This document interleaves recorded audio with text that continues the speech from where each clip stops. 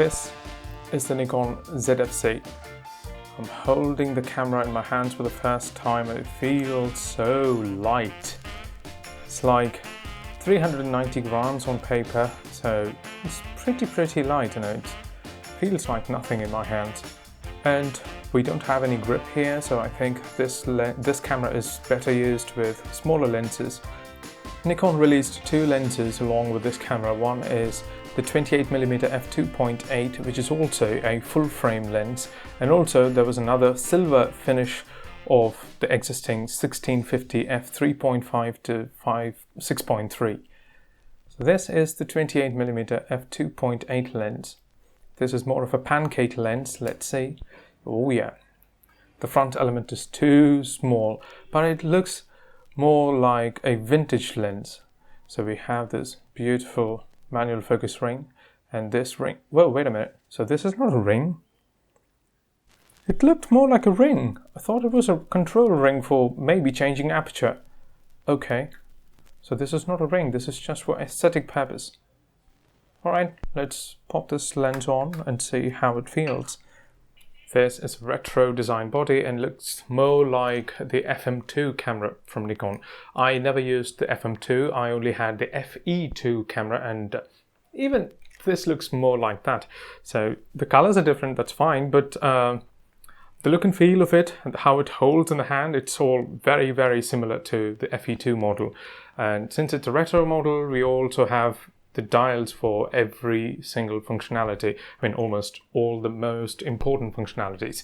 I love how these analog dials feel in hand. We have the shutter dial here where you can set full stops of shutter speeds. We only have full stops here. If you want to make some fine adjustments, we'll have to set the shutter speed to 1/3 of a stop and make the adjustments here. So the next one is the exposure compensation dial. We have +3 to -3 stops of exposure compensation here, and if you need more you can set it to C and get more exposure compensation values using the control wheel. And we have the ISO dial here. You can only adjust ISO using this analog dial. We cannot change the ISO inside the menu. So we have 1/3 of a stop increment in the ISO dial.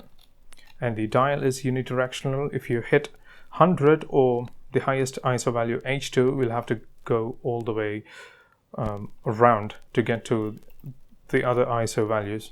So that means it cannot keep looping. And also this little display here shows the aperture number. Let's turn the camera on. So this is the on and off switch. Let's turn it on.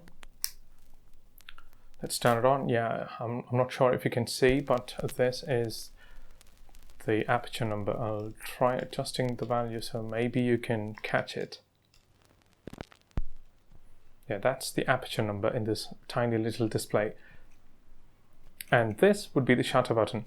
And you know what? The shutter button feels so nice in hand. It feels exactly like the analog film camera, which is my Nikon FE2. I so miss that camera and it feels lovely to use this shutter button. Really fantastic. I just love using this. And also we have a dedicated video record button. Alright, let's look at the back side of the camera. It looks really like an old film camera, except for this portion, which is again more like the Z50. I don't see much of a difference, but this portion looks more like a film camera. If you don't want the monitor, you can just close it off and have the same texture as a film camera. And speaking of the monitor, we now have a flip out screen. After a really long time, Nikon has given us the flip out screen. That is so useful. Many people complain that why would you have a flip out screen on a retro body? I would say let it be there. It's okay. It's useful for people who need it. Truly, I mean, people like me who make their own videos, there isn't any person behind the camera, so I need to monitor everything that I'm doing. So screens like this is awesome. We have the play button and the delete button here, and also the display toggle button. We have the auto exposure lock and autofocus lock buttons, and we have a control dial for the shutter speed and also one for the aperture. And also we have this knob to toggle between photo and video modes. Let's talk about the sensor. It's the same sensor as we saw in the Z50 with 20.9 million pixels, and also comes with a crop factor of 1.5. So this is the Nikon DX format. We have the ENEL25 battery which came along with the Nikon Z50, and that's what we get with this camera too. Let's pop this back on, and we also have one SD card slot which is only UHS 1 compatible. You can use UHS 2 cards, but you will only get UHS 1 speeds. And that's how fast you can shoot with high plus mode. It's about 10 to 11 frames a second, and it's really fast for most of the situations. So yeah, that's nice to have. The camera can also record in 4K up to 30 FPS and Full HD up to 120 FPS. The quality of the files are going to be exactly the same as the Z50 because the engine of this camera is borrowed from Z50. It's Z50 on a more retro style body. It's only the chassis that's different, but the engine is all the same. Let me see how the viewfinder looks.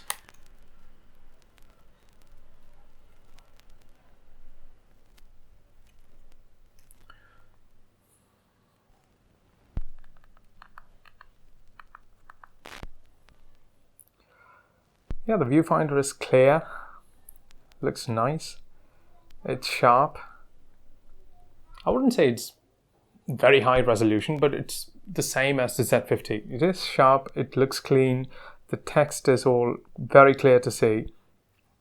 I don't have any complaints. I don't need anything more than this for the work I do. And oh my goodness, I just love the shutter button. It feels so good in my hands. Ports, we have a mini HDMI port and a USB-C port, and also a microphone jack. We don't have a headphone jack, we only have the microphone jack. There are only two things I really wish this camera had. One is the mechanical timer, self-timer here. That would have been a wonderful addition to a retro style camera.